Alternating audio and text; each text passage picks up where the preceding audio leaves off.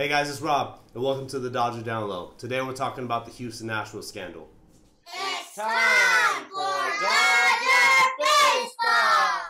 So it's been about a week since the baseball commissioner announced to the world that the 2017 Astros did in fact cheat during that season and the postseason, and I've got a lot to say about it.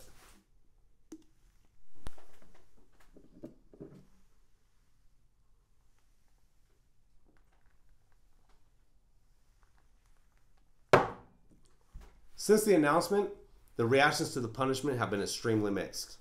From, the punishment fits the crime, to, are you fucking kidding me? For those who don't know, Commissioner Manfred announced the following punishments. A.J. Hinch and Jeff Linnell, the GM, were suspended for 1 year, a loss of the 2020 and the 2021 first round and second round picks, and a $5 million fine to the Astros. That's it. Are you fucking kidding me? That's it. That's the punishment for a team's premeditated scheme to implement a system of cheating to ultimately win a World Series. That's it. So I feel like, as many of you guys do, that ultimately the penalties are extremely light and that any team would sign up for that knowing that they would get to keep the World Series title.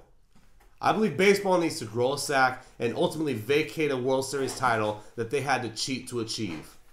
I'm not even going to talk about the $5 million fine to the owners. That's pennies in their bucket.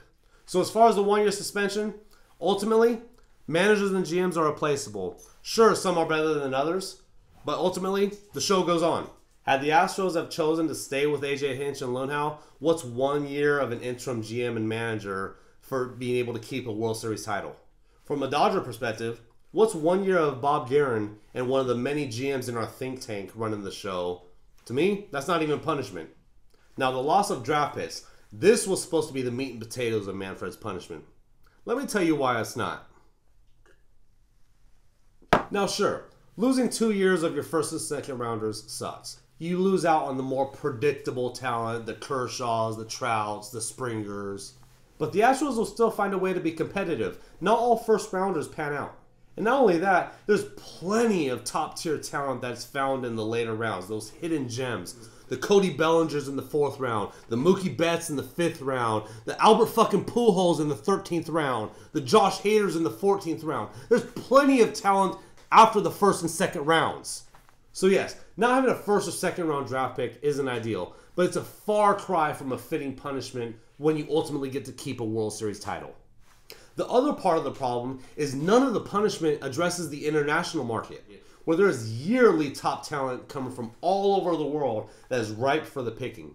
To name a few, how ironic. Jose Altuve would be eligible to be drafted. Juan Soto would be eligible to be drafted.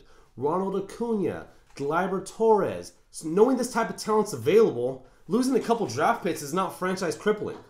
Alex Wood said it best. I'd rather pitch to a player taking PEDs than to a player that knew every pitch that was coming.